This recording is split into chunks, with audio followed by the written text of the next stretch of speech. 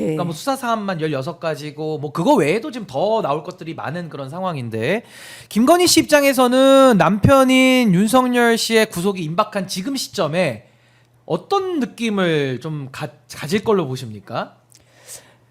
제가 만약에 김건희라면 이게 도저히 감정이입과 상황이 네. 이입은 안 되지만 어쩌자고 이 계엄이란 걸 제대로 하지 못해서 그러니까 계엄 선포를 몰랐을 리 없다고 저는 봅니다. 충분하게 네. 논의가 됐을 거라고 보고 그런데 이 정도로 허술하게 조직을 장악하지 못하고 대처하지 못했을까 저 XS 같은 게 뭐 이런 무능의 생각, 끝판왕. 예, 뭐 순화하자면은. 그러지 않을까? 예. 예. 순화해서 순화하자면. 무능. 예. 근데 뭐 평상시 언어 사용하는 걸로 보면 그렇게 순화해서 나왔을 것 같지가 그렇죠. 않고 예.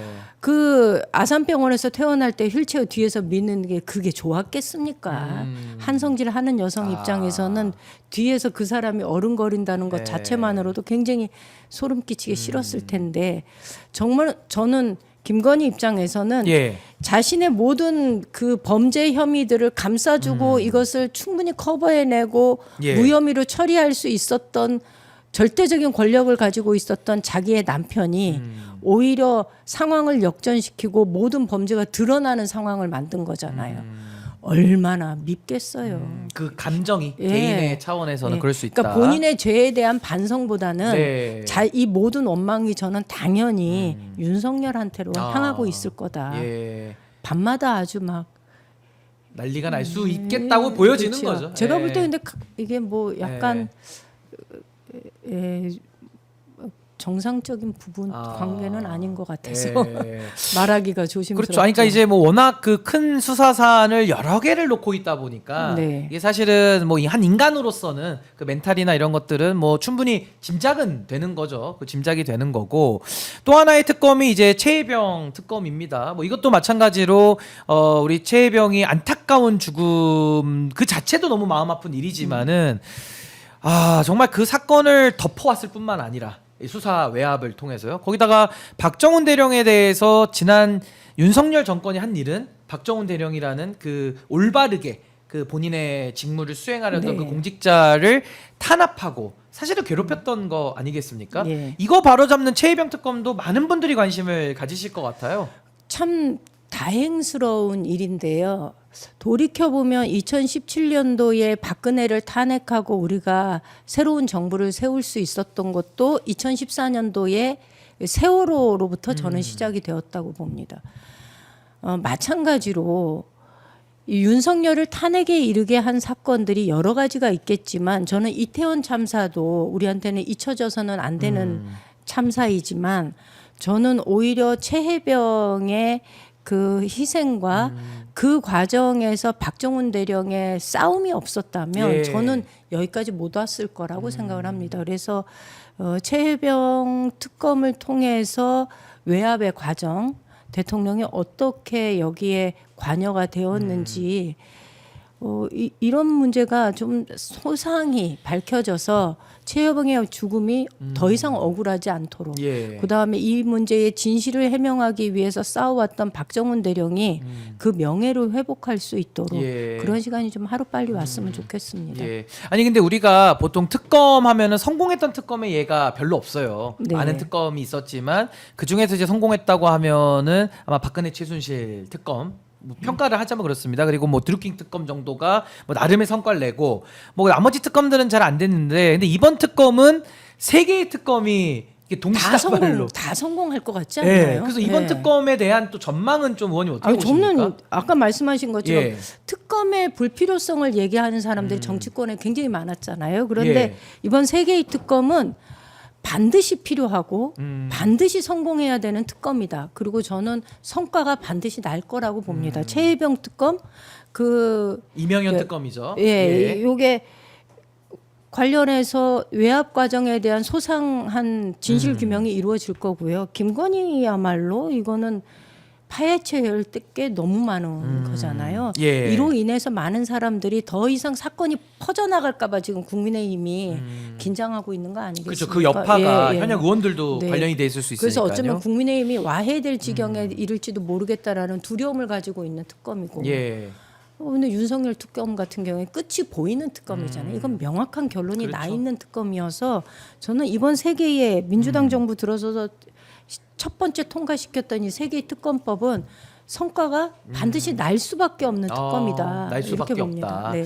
그 하나만 더 여쭙자면 사실은 그동안에 나라가 이 지경이 된 데에는 이 검찰의 책임이 매우 컸다. 그러니까 네. 윤석열 씨 자체도 검찰총장 출신의 이 정치인인 것도 그 원인 중에 하나겠지만은 결국 뭐 이원석 총장 체제, 뭐 네. 심우정 체제 하에서 보여줬던 검찰의 정의관 그리고 검찰의 국가관 자체가 결국 윤석열 일가를 위한 하나의 사조직처럼 사병화됐던 이런 문제들. 그래서 결국에는 이 특검을 통해 가지고 검찰 수뇌부들까지도 확실하게 좀 수사가 돼야 된다. 이게 아마 지금 분기점으로 많은 분들이 보고 계시거든요. 네. 좀 어떻게 예상을 하십니까? 제가 이 부분에 대해서는 아마 검찰 쪽에 그 정보를 많이 가지고 있는 분들이 훨씬 더 잘 아실 것 같아요. 그래서 자세한 얘기를 드리기는 제가 어려움이 좀 있을 것 같고 예. 이번에 사실 추경 예산안에 검찰 특활비 때문에 논란이 좀 됐었잖아요. 이 문제와 관련해서는 저는 이 검찰에 대한 제대로 된 통제와 권력기관으로서 국민의 권력기관으로서 이 역할을 해야 되는 것들이 한 사람의 윤석열이라고 하는 한 사람의 그러니까 이게 사조직처럼 굴러갔던 이런 측면 이것을 바로잡기 위한 일들은 저는 이재명 정부에서 당연히 이루어질 거라고 보고요. 그래서 검찰 특활비 편성된 것 때문에 막 많은 분들이 지적을 하시는데 예. 저는 오히려 좀 적극적으로 생각하면 좋겠다. 정권이 바뀌었다. 예. 그리고 검찰 조직을 제대로 통제하고 관리할 능력을 이재명 정부는 가지고 있다. 그리고 일은 해야 된다. 예. 그래서 워낙 우려하는 분들이 계셔서 저희가 부대 조항을 달았거든요. 부대 의견으로 검찰 특별법, 그러니까 검찰 개혁 법안들이 통과된 시점에 이 특활비를 사용한다 이렇게 부대 조항을 달았는데 그렇게 해서라도 국민들이 안심할 수 있다면 그렇게 해야 된다. 그리고 철저하게 그 투명하게 쓰여지고 예. 증빙이 되는 거는 저희 국회에서 그것은 꾸준하게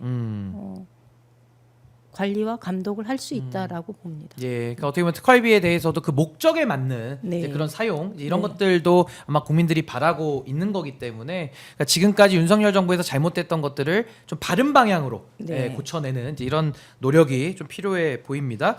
오늘은 신인규의 엄마 시대에서 또 첫 게시 방송이기도 하고 해서 또 의미를 많이 또 부여하고 싶어서 우리 또 경북 지역에서 오랜 세월 또 활동하셨던 우리 임미애 의원님을 또 처음으로 모셨고 또 아까 전화 연결로는 양분남 의원님 또 호남의 지역을 두고 계시니까요. 저희가 두 분을 이렇게 오늘 모셔서 또 알차게 했고요. 의원님께는 마지막으로는 또 이 질문을 제가 드리고 좀 마치고 싶은데 의원님께서는 그 외국인 아동 또 계절 근로자 등 그 사회에서 소외된 이들에 대한 관심을 꾸준하게 보여 오셨어요. 그 중에서 좀 남다르게 그런 관심을 갖게 된 배경이나 또 그 관심을 가지고 추진하시는 내용들이 좀 있다면은 좀 소개를 좀 부탁드리겠습니다. 제가 살고 있는 곳이 의성이잖아요. 농촌 지역. 예. 우리 사회에서 농촌 지역은 마이너리티예요. 직업도 농업. 마이너리티죠.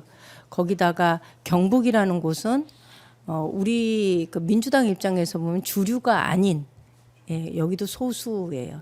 그러니까 삶 자체가 어쩌면 주류라기보다는 소수 그런 쪽에서 제가 주로 살다 보니까 예. 외국인 근로자도 그렇고 미등록 아동도 그렇고 저희 생활 속에서는 수시로 만나는 사람들이 그런 사람들입니다. 그래서 외국인 근로자들의 경우는 실제로 들어와 있는 사람들이 다수가 불법 노동자들이고 그러다 보니 임금이 떼인다든가 이런 일들이 많아서 인신매매 국가로 우리나라가 등록이 되었어요.